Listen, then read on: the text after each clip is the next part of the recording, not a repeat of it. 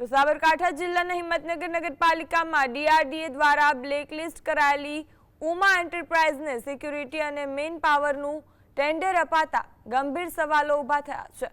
આગામી સમય માટે 1 ઓગસ્ટથી એજન્સીને પાલિકામાં કામગીરી સોંપવામાં આવી છે, પરંતુ એજન્સી દ્વારા રજૂ કરાયેલા સિક્યુરિટી ડિપોઝિટના ડોક્યુમેન્ટ અને ગાંધીનગરની યશ બેંકની સિક્યુરિટી ગેરંટી સાચી કે બોગસ તે અંગે મોટો પ્રશ્ન સર્જાયો છે। ડીઆરડીએ શાખામાં બેંકે ડિપોઝિટ ઇસ્યુ ન કરતા ફરિયાદ પણ થઈ ચૂકી છે।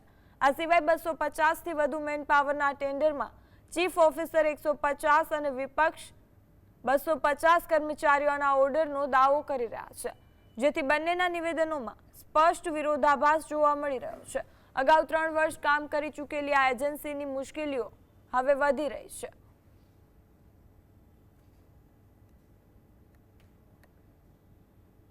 ચીફ ઓફિસર દ્વારા જે 6 એજન્સી છે એને L1 કન્સિડર નથી કરી, L2 પણ કન્સિડર બીજી એજન્સીને નથી કરી, L3 અંદર ઉમા એજન્સી અને એક રાજેશ એજન્સી આ બેને L1 તરીકે કન્સિડર કરી હતી અને આ લોકોને 2 એજન્સીને વર્ક ઓર્ડર આપવા માટેની નોંધ મારી હતી।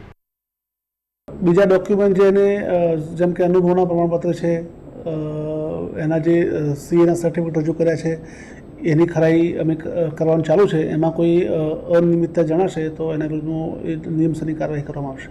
મેન પાવરમાં અલગ અલગ કેટેગરીના સ્કિલ, સેમી સ્કિલ એમ આશરે 150 જેવા માણસો કામ કરે છે, ઇન્ક્લુડિંગ સફાઈ કામદાર।